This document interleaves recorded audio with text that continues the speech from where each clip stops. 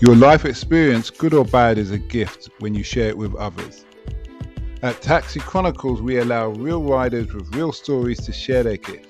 So hopefully this episode will intrigue, enhance or inspire you. Don't forget to like, share and subscribe.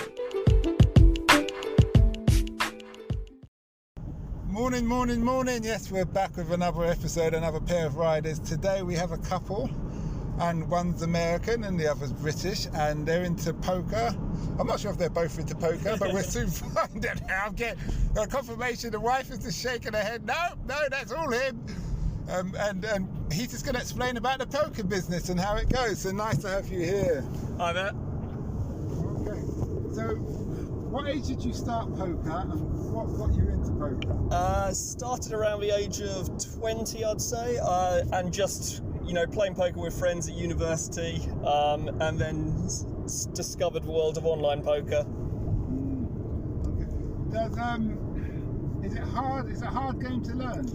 Yeah, the rules are very simple to learn, but it's a real cliche saying this, but it's a really hard game to master. Okay. And how long did it take you to master it?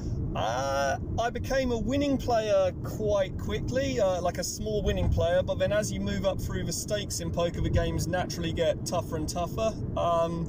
After about three or 4 years, I was making pretty good money from it. So I guess that's kind of a time scale for me.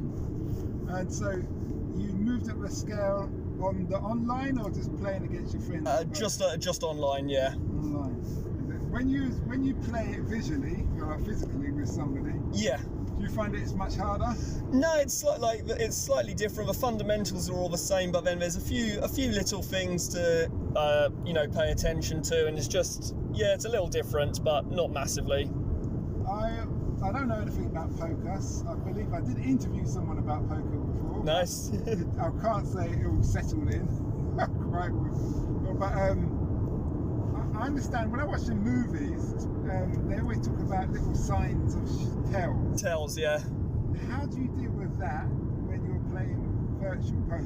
Well, virtual poker is effectively you just have to play the game optimally. So it's a case of just knowing generally like sort of things people do. Like it's hard to describe. It's like playing a game. You just making correct decisions, knowing the correct odds, knowing how certain people play hands. A lot of it's just down to experience. Like on an average day, I'd play maybe 2,000 hands a day, and in that time you come across loads of different situations and just learn what people do. Okay, and what kind of things do people do?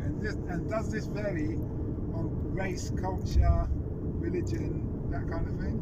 If you want to generalise, in the early days of poker, the French and Italians were notoriously bad poker players, but you're just generalising massively. Why is that? Are they too passionate or something? Yeah, you could. I don't know. Maybe to do with ego and stuff. But as a rule of thumb, if you didn't know anything about a player and you saw they were from maybe France or Italy, your first assumption would be that they're probably a bad poker player.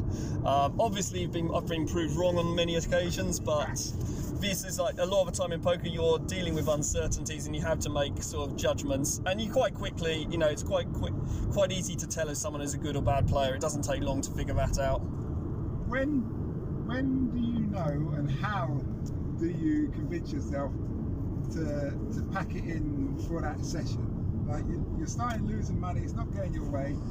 How do you convince yourself to walk away before you put the mortgage on? Yeah, generally if you're starting to get angry or something like that, because with poker you can play poker perfectly and still lose, because just down to sort of unluckiness. But if you know you're making the correct decisions, it doesn't matter.